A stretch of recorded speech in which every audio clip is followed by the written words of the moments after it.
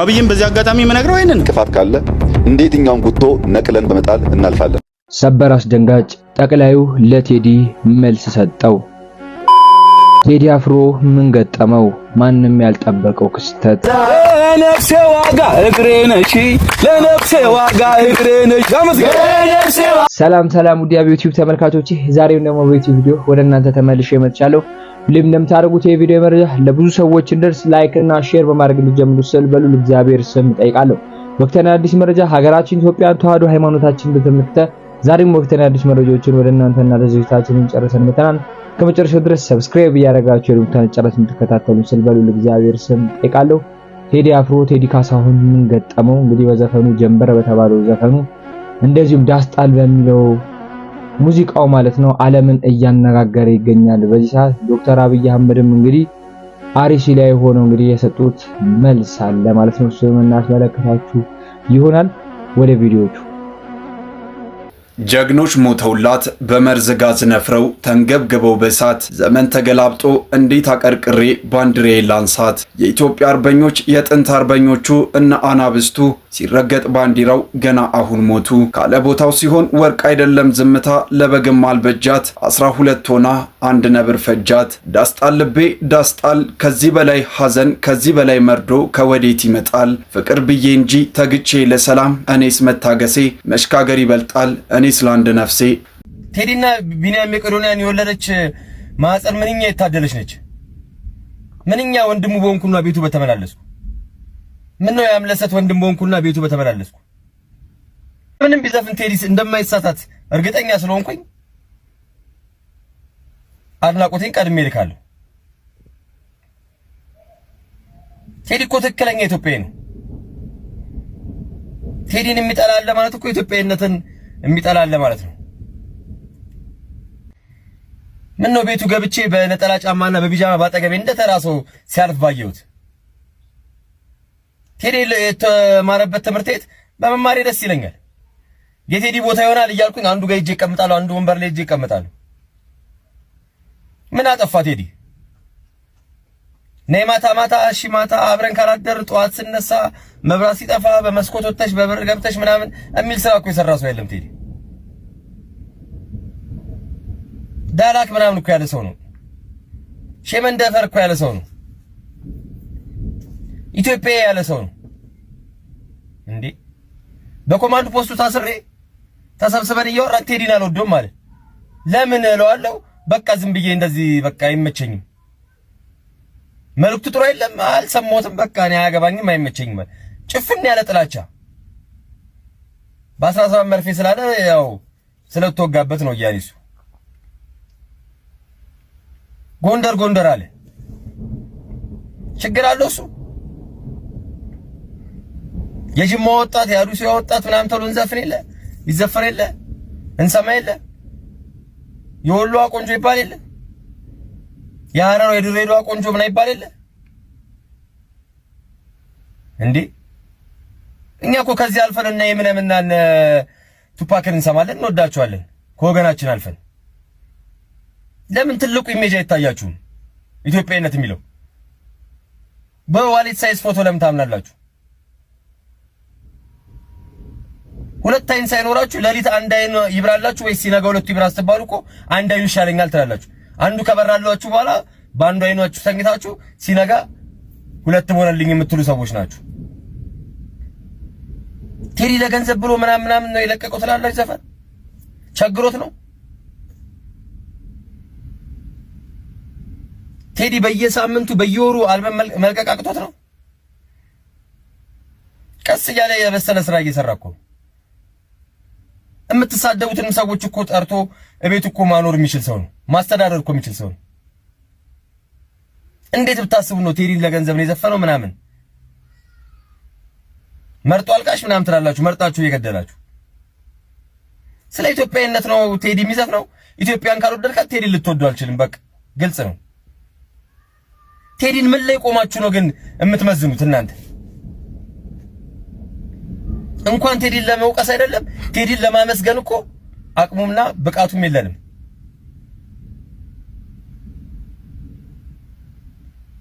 በጣም ነው የምታሳዝኑት።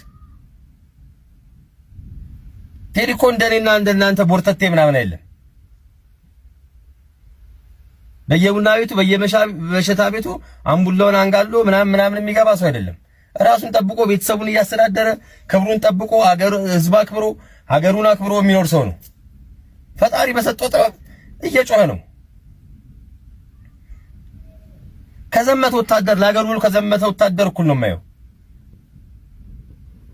በሚችለው ነገር ሀገሩን እየረዳ ነው። ምን ያርግ? እሱ ብቻ ነው ሁሌ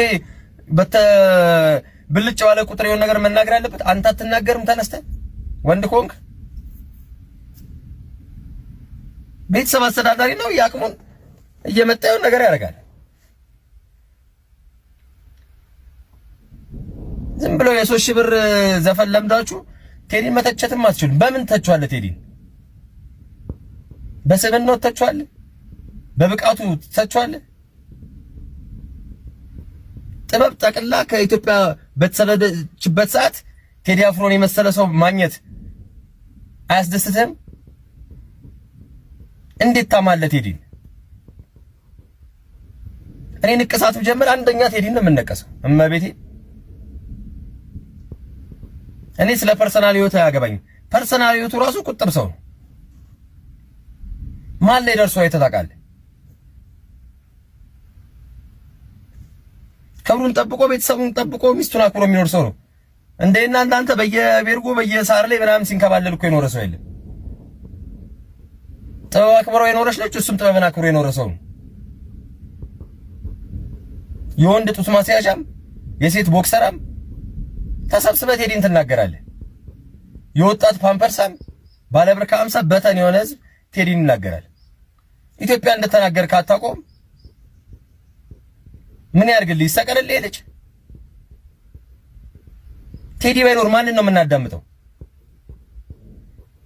ኪኔና ዳዳ ምናምን ከዚህ እስከዛሳ ምናምን ገለመሌ ምናምን ነው የምሰማው። አውሮፓ ፈረንጅ ጭንስር ተደብቀ እንደ ህፃን ልጅ እንዲህ ቀሚስ እየገለጥክ ምናምን ቴዲን ትናገራለህ። ጥርስን በደንብ ሳቦርሽ ቴዲ ላይ ላንቃን ትከፍታለህ። ቴዲ ላይ አፋችሁን ስከፍቱ እኮ ዳይፐራችሁ ይታያል። እሱን አታውቁትም? ምን ላይ ቆማችሁ ነው የምትናገሩት? ምን አጥፍቶ ለማን አድልቶ? ኢትዮጵያ ማለቱ ካሰደበው በሱ ልክ ናችሁ። ልታፍሩ ነው የሚገባው። እዚህ ጓዳ የተሰራ ግጥምና ክሊፕ ለምዳችሁ ደህና ሰው ሲመጣ ኮምፕሌክስ ነው፣ ኢንፌሪዮሪቲ ኮምፕሌክስ ነው። ለማንኛውም ልጆቹን እግዚአብሔር ይባርክለት፣ ቤተሰቡንም ሚስቱንም አጠገብ ያላችሁም ሰዎች እግዚአብሔር ይባርካችሁ። እናመሰግናለን። እንወዳለን ቴዲ። የቴዲ አፍሮ አልበም በተለይም ዳስጣል የሚለው ትራክ ጉዳይ ብዙዎችን እያነጋገረና እያጨቃጨቀም ይገኛል። ብዙዎች በዘፈኑ ሐሳብ ተስማምተው ሲሞግቱ፣ ገሚሱ ደግሞ ለ150 ዓመት ዳር ቆይቶ በቀኔ እንጉርጉሮና በስማ በለው ብቻ ሳይሆን በትግል በወኔ በእውቀትና በበርካታ ህዝብ ድጋፍ ተመርቶ መሃል የገባ ሰው በቀላሉ ከመሃል ይወጣል የሚል እምነት የለንም በማለት ዳስጣል የሚለውን ትራክ ሐሳብ እያጣጣሉት ይገኛል። የቴዲ አፍሮ አልበም በሚመረቅበት ወቅት ጠቅላይ ሚኒስትሩም በአርሲ ተያ አካባቢ አንድ ፕሮጀክት ሲያስመረቁ የጀመርነው የብልጽግና ጉዞ በጽኑ ስለቆመ በትናንሽ አጀንዳዎች አንታወቅም ሲሉ ተደምጧል። ብዙዎችም ይህንን ንግግር ከቴዲ አልበም ጋር በማገናኘት ሲቀባበሉትም ነበር። በዚህ ትራክ ላይ ያላችሁ ሐሳብ ምንድነው? ሐሳባችሁን ኮሜንት ላይ አጋ ሊያደናቅፈን የሚችል ማንኛውም እንቅፋት ካለ እንዴትኛውም ጉቶ ነቅለን በመጣል እናልፋለን። ይሄ ለሁሉም ካድሬዎች ነው፣ ከላይ እስከ ታች ላላችሁ ጠቅላይ ሚኒስትሩንም ጨምሮ። ትላንትና እሳቸውም ወደ ቃላት ጦርነቱ በይፋ መቀላቀላቸውን አውጀዋል። ለውጡ በደም የጸና ነው፣ ትንንሽ ጮቶች አያደናቅፉንም ምናምን የሚል ይዘት ያለው ጽሑፍ በኢቲቪ ይፋዊ ገጽ ላይ ተለጥፎ አየሁ። አልበሙ ግን እናንተ እንደጠበቃችሁት ብዙም እናንተን የሚነካ አይደለም። ብዙም ያን ያህል እናንተን አይነካም። ግን 8 ዓመታችሁን በአንድ ትራክ አየነው። ምንም ወደዚህም ወደዛም የለም እኮ 8 ዓመታችሁን በአንድ ትራክ። እኛ ቴዲን የምንወደው ለዛ ነው። ከዚህ በፊት ፍቅር እስከ መቃብር የሚያክልን ትልቅ መጽሐፍ በአንድ ትራክ ቁጭ ሲያደርገው ተደንቀን ነበር። ስለዚህ እኛ የምንፈልገውን አግኝተናል፣ ህዝቡ የሚፈልገውን አግኝቷል። ያው ትንንሾቹም ትልልቆቹም ካድሬዎች ከዚህም ከዚያም ቃላት እየወረወሩ ነው። ግን አንድ ነገር እንድታስተውሉ ፈልጋለሁ። ጦር ሜዳ ውሎ የመጣ ፈረስ ሰርግ ላይ በተተኮሰ ጥይት አይደረብርም። ቴዲ ማለት ጦር ሜዳ ውሎ የመጣ ፈረስ ነው።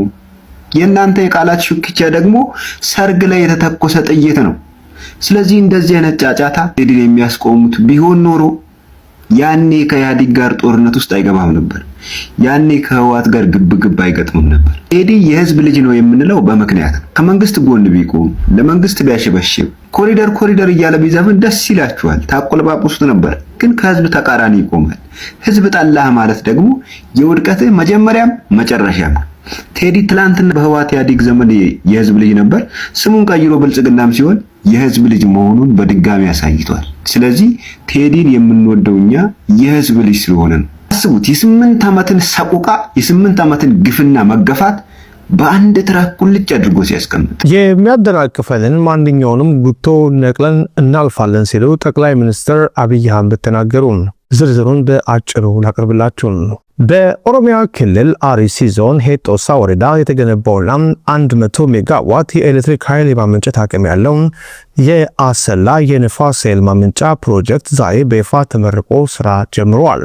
በምረቃ ስነ ስርዓቱ ላይ የተገኙት ጠቅላይ ሚኒስትር አብይ አህመድ መንግስታቸው የጀመረውን የልማት ስራዎች ማጠናቀቅ እንደሚችል በተግባር እያሳየ መሆኑን ገልጸው ይህንንም የልማት ጉዞ የሚያጠናቅፍ ማንኛውንም ኃይል ነቅለው በመጣል እንደሚያጠፉ ጠንከር ያለ ማስጠንቀቂያ ሲሰጡ ተደምጠዋል።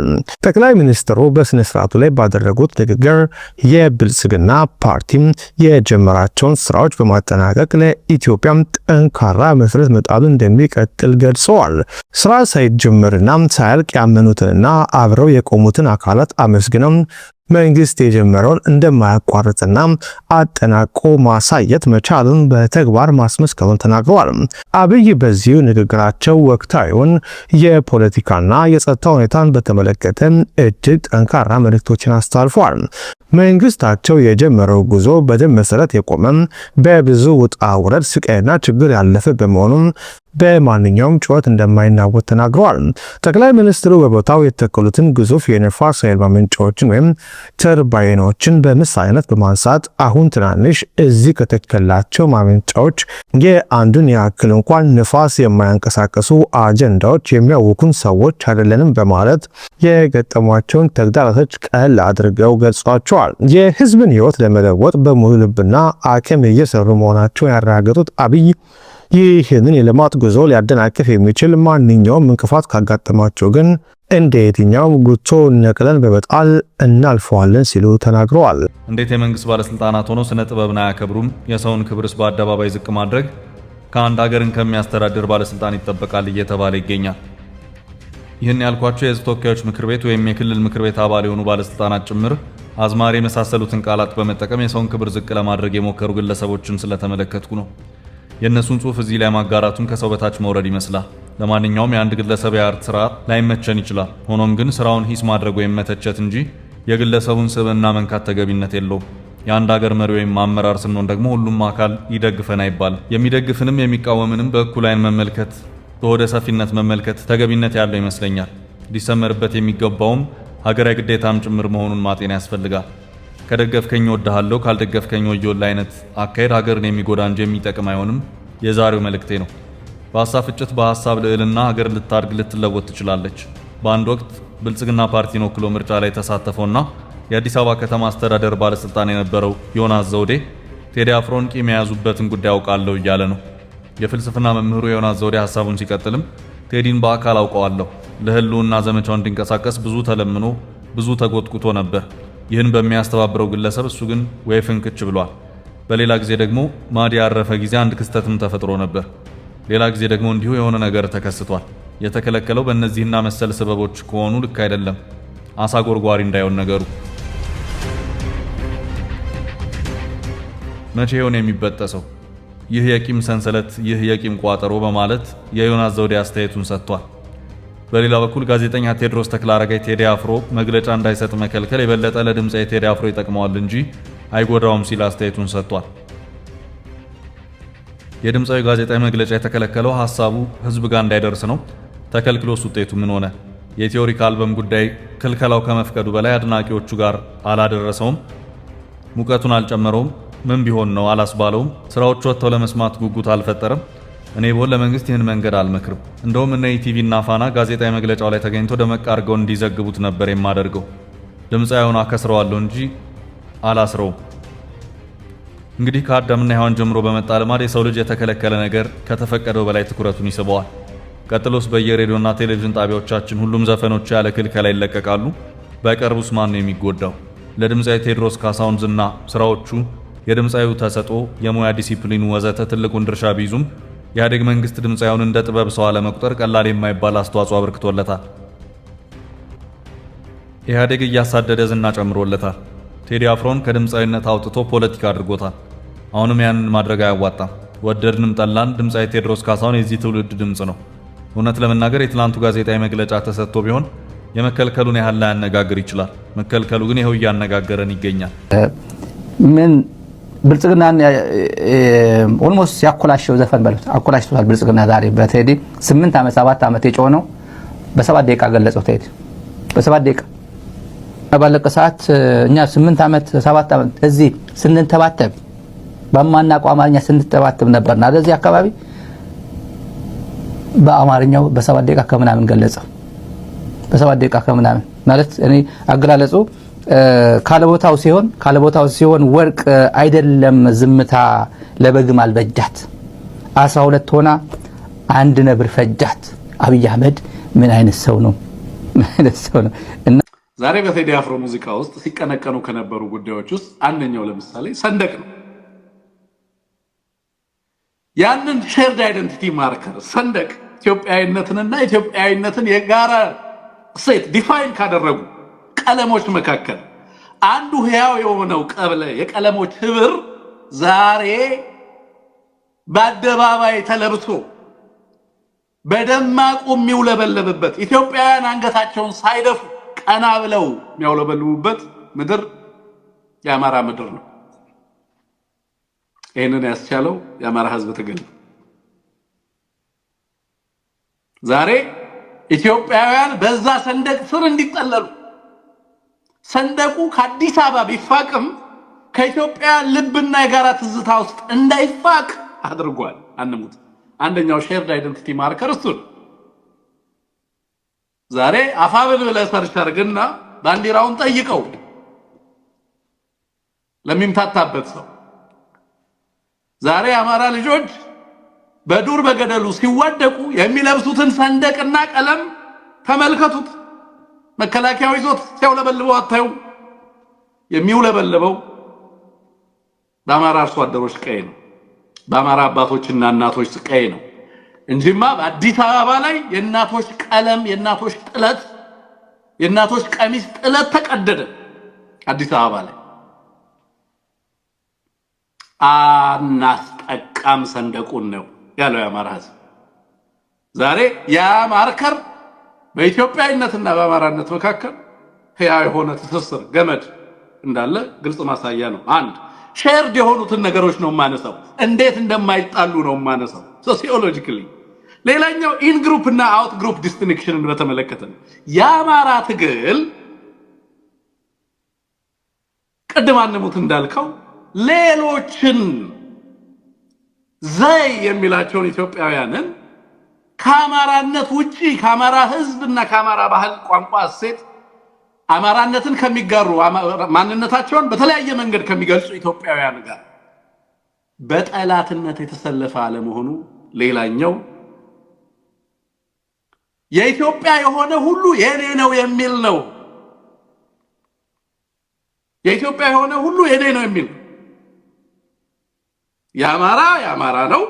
የኢትዮጵያ የሆነ ሁሉ የኔ ነው፣ የአማራም የሆነው የኢትዮጵያ ህዝብ ነው ብሎ የሚናገር ለምሳሌ ቋንቋዎቹን፣ እሴቶቹን ይጋራል። የሌሎች ቋንቋ ዲስኮንፈርቱ አይደለም፣ የሌሎች እሴት የሚያስደነግጠው አይደለም፣ የሌሎች ሰላም የሚያስደነግጠው አይደለም። በማህበራዊ መስተጋብሩ በባህላዊ ትስስሩ ከሌሎች ኢትዮጵያውያን ጋር ተሳስሮ የሚኖር ማህበረሰብ እንደሆነ በግልጽ ትመለከታለህ። ይሄ ድንበር ተሻጋሪ ራሱንም አይደንቲፋይ የሚያደርግበት ሌሎችንም የሚመለከትበት መነጽር በዋናነት ከሌሎች ኢትዮጵያውያን ጋር ትስስር እንዳለው የሚያምን ማህበረሰብ መሆኑን አርቲስቶች እንዘምታለን ለአንድነት ለክብር ምናምን ብለው እንደ ህዝብ ላይ ዘመቻ ሲከፍቱ በነበረበት ጊዜ እምቢ ብሎታል ለዳንኤል ክብረት። እምቢ ስላለ እንዲህ ያለ ጫና እየደረሰበት ከሆነ ሞታችሁን አልደግፍም ብሎ እምቢ ያለላቸው የማህበረሰብ ክፍሎች አሁን ደጋፊዎች ሆናችሁ ትወጣላችሁ ብለን ታሳቢ እናደርጋለን። አንለስ ኦር አዘርዋይስ አያኔም እኮ በ17 መርፌ ብሎ ዘፍኖብናል የሚል ካልመጣ በቀር ማለት ነው። ያም ደግሞ በዛን ዘመን ልክ ነበር። ህዝብ የሚለውን ማዳመጥ ያስፈልግ ነበር። ወደ ኋላ ተሄዶ ሲገመገም ያኔ የፖለቲካ መስመሩ የሆነ ቅርጽ ይዞ ቢሆን ኑሮ የት ይደረስ ነበር? ዛሬ እንዲህ አሁን የምናየውን ጥንቅጥ አይመጣም ነበረ። አትሊስት ነጎሼት ማድረግ እነ ብርሃኑ ነጋ ወደ ስልጣን ይምጡ እያልኩ አይደለም። በእሱማ እኛም ተጸጽተናል። መቼም ጠቅላላ ያን ጊዜ የነበረውን እንቅስቃሴ በብርሃኑ ነጋ ምስል ላይ ማስቀመጥ ስለማይቻል ሰውም ነበረበትና ሰው የሚሸቱ ነበሩ። እንደነ ዶክተር ኃይሉ አራ ያለ እኮ ፕሪንሲፕል ሰዎችም ነበሩ።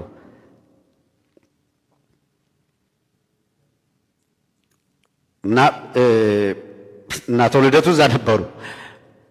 ትላንትናም ዛሬም በመስመራቸው ላይ ያሉ ማአት ማስረጃዎች አሁን እየመጡ ስለሆነ እንደነ ዶክተር ያዕቆብ ኃይለ ማርያም ያሉ እስከ መጨረሻው አሁን እስከዚህ ሰዓት ድረስ ፕሪንሲፕል ሊሆኑ እና አስራት ጣሴ በጣም በርካቶች ከሌ ብለን ልናነሳቸው የምንችላቸው አካላት አሉ። ብዙ ልንላቸው የዛን ጊዜ የነበረውን ሁኔታ በብርቱካን ሚደቅሳ ወይም በብርሃኑ ነጋ ክህደት ብቻ መለካት የለብንም። የአሁኑን ጊዜ በጥቂት ከሃዲዎች ብቻ ለክተን እንደማናየው ሁሉ የሚለውን ነገር ለማንሳት ነው።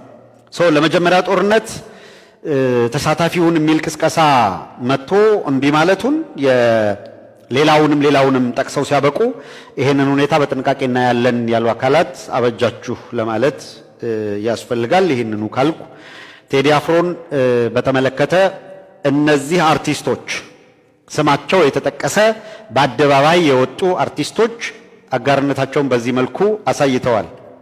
የሌሎቹ ጣፈንታ ምንድን ነው የሚሆነው? ተደብቀው ይቀራሉ? የቢዝነስ ኮምፒቲሽኑ ምናምን ስላደከማቸው በዚህ አጋጣሚ ውደቅልን የሚል ሐሳብ ይዘው ዳር ይቆማሉ? ወይስ ማን አፋኝን ይቃወማል? አፋኝን ነው ያለው። አፍተሮል ደስ የማይሉህና ልክ አይደሉም የምትላቸው ፖይንቶች የሉም እያልኩ አይደለም። የሉም ድክመትና ይሄን ንቀስ ብትሉኝ ነቀሽ የማወጣቸው ነገሮች የሉኝም ማለት አይደለም።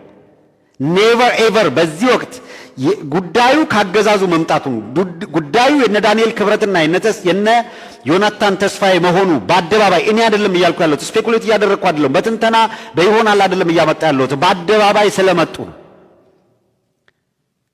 በዚህ መንገድ አጋጣሚውን ተጠቅመን እንምታ ከሆነ ቆመ ስትጠብቅ ነገ የሚመጣብህን አስበው። ምን ያህል አፋኝ አገዛዝ እንደሆነ ደግሞ ተመልከት። ይሄን ልትመርጥ ነው የምትወጣው? ቅድም እንዳላችሁ እነ ዶክተር ሙላቱ ነው ምናምን የሚባል ሰውዬ እያደረገ ያለውን አያችሁ አይደለ? በአስገዳጅ ሁኔታ ና ምርጫ መረጥ የሚል ይሄ ነው ግፍ የሚሰራብህ። ከዛ ደግሞ ሌሎች እንዳይናገሩ አፈና የሚያደርገው እሱ ነው። የገዛ ወንድሜ የትግል አጋር ላይ የምታየው ጉድለት እንኳን ቢኖር በዚህ ወቅት አሳልፈው ካልሰቀል ነው ሲሉ አብረህ በርባን ይሰቀል ማን ነው ይፈታ የማለት ጩኸት ልክ ላይ መጣ ይችላል አይደለምና ሞራሊ በርካታ አርቲስቶች አንቱ የምትባሉ አርቲስቶች የምትፈተኑበት ይመስለኛል። በእኔ በኩል አፈናን በመቃወም ረገድ ማሳየት ይኖርባችኋል። አትሊስት በመስካችሁ በሙያችሁ ላይ መግለጫ መስጠት ትችላላችሁ አትችሉም እያለ የሚፈርድ ሌላ ነገር አይደለም። አልበም አውጥቻለሁ ብለህ በሚዲያ መግለጫ ልትሰጥ ስትል ዳንኤል ክብረት ደስ ካላለው የሚያግድበት መንገድ ልክ አይደለም ብለህ ካልተቃወምክ ነገ የራስህ ህልውና ምንድን ነው የሚሆነው? እዛ ላይ በጣም ጥንቃቄ ያስፈልጋል። ሌላው ከዚህ ውስጥ እንደው አንድ ሰው ብቻ በስም ሳልጠቅስ አላልፍም። ያን ያክል የሚረባ ሰው ነው ብዬ አይደለም፣ ግን ደግሞ ማንሳት አለብኝ። ታደለ ሮባ የሚባል ሰው ታደለ ሮባ ራሱን የረጅም ጊዜ ቴዲ ወዳጅ አድርጎ ይስላል።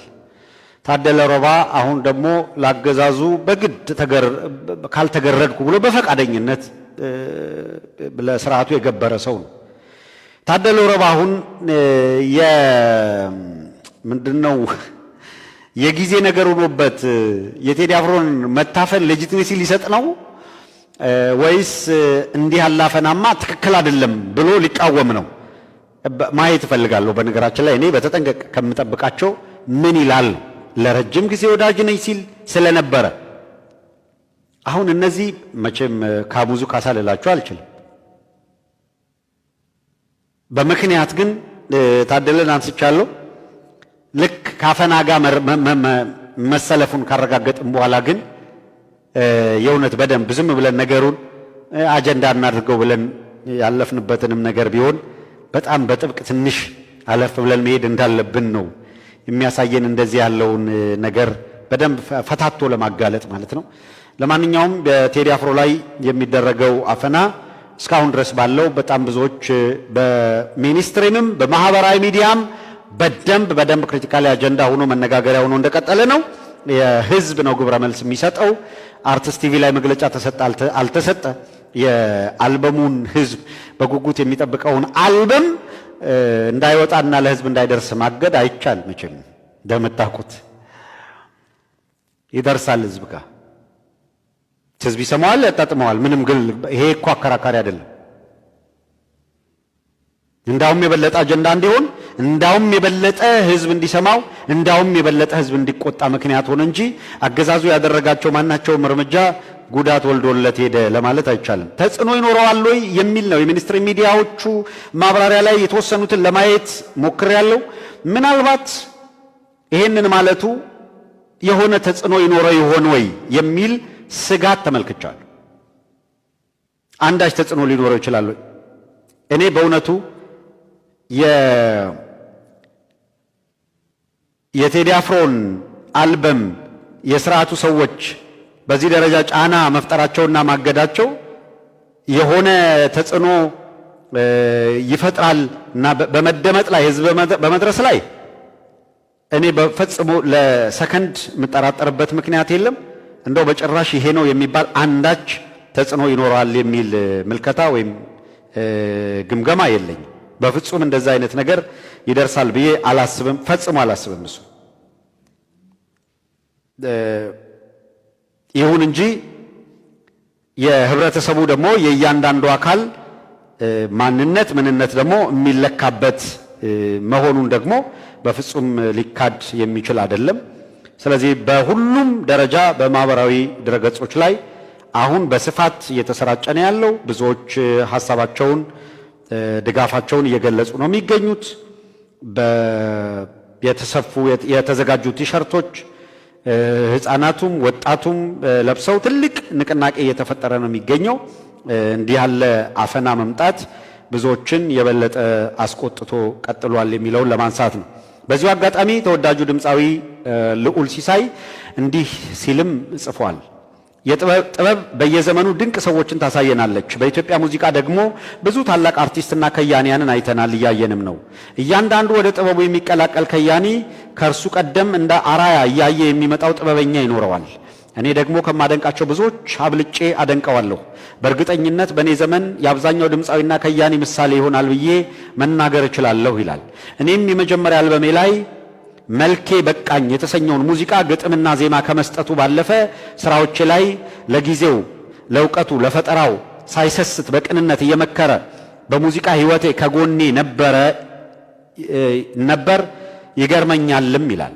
አርቲስት ቴዎድሮስ ካሳሁን ቴዲ አፍሮ እንደሚገኝ ትልቅ ደረጃ ሳይሆን ከእድሜና ከታናናሾቼ ጋር እንድወዳጅ እየመከረ እንደ ባለሙያ እያገዘ ዘውትር ከጎን የሆነ ለታዳጊ የጥበብ ሰዎች እድገትን የሚመኝ ሰው ነው። በኢትዮሪክ አልበሙ በጥቂቱ ካየሁት ተነስቼ የደነቀኝ ነገር ለሀገሩ ለኢትዮጵያ ያለው ልባዊ ፍቅር፣ ጥልቅ የታሪክ ምርምርና ቀናይነት ባሻገር ለሙያ ያለው መሰጠት ደግሞ ከሚገኝበት ታላቅ ዝና አንጻር ሳስበው ምን ያህል ጥበብ የምር ትሁት እንደምታደርግ ለመረዳት ችያለሁ። ጠዋት ማታ በመስራት በማረም ደጋግሞ በመግራት የስራንና የህዝብን ፍቅር አይቼበታለሁ። ኢትዮሪካ በሽልም ይውጣ። የክብር ዶክተር ቴዎድሮስ ቴዲ አፍሮ አልበም ይልና ልዑል ሲሳይ የሱን ስሜት እንደዚህ ገልጿል። አድማጮች የእያንዳንዱን እዚህ አምጥተን ሁሉንም ለመተረክ ጊዜ ያንሰናል። በማህበራዊ ሚዲያ ላይ መከታተል ትችላላችሁ። ቴዲ አፍሮን በተመለከተ አገዛዙ እየወሰደ ያለው እርምጃ በማህበረሰቡ ዘንድ እያስነሳ ያለውን ቁጣ በተመለከተ በተወሰነ ደረጃ አንስተን ለማለፍ በብዙ ኢትዮጵያ ልብ ውስጥ ያለው ቴዲ አፍሮ እንግዲህ ዛሬም ታሪክ መስራቱን ቀጥሏል። ህዝቡም እንግዲህ አድናቆቱን በሰዓት እየገለጸለት ይገኛል ማለት ነው። ዳስጣል የሚለው እንግዲህ የብዙዎች መነጋገሪያ ነው። በሰዓት እንግዲህ ከ3.5 ሚሊዮን በላይ 24 ሰዓት ባልሞላ ጊዜ ውስጥ መታየቱ እንግዲህ ድንቅ ታሪክን እየጻፈ ይገኛል ቴዲ አፍሮ ማለት ነው። ወቅታዊና አዲስ መረጃዎችን ወደ እናንተ አደረስን። በቀጣይ ወቅታዊና አዲስ መረጃዎች እስክንገናኝ ድረስ ሰላም ቆዩ። ቴዲን እንግዲህ የሚተቹ ሰዎች ብዙዎች እንደሆኑ እየተመለከተን እንገኛለን። አድናቂዎቹን አክባሪዎቹን ግን እልፍ አላፍ ናቸውና ቴዲ አፍሮን ማንም ሊያስቆመው በሰዓት እንዳልቻለ እየተመለከተን እንገኛለን ማለት ነው። ሰብስክራይብ እያደረጋችሁ ልምታን ጫናችሁ አበረታቱን። በቀጣይ ወቅታዊና አዲስ መረጃዎች እስክንገናኝ ድረስ ሰላም ቆዩ።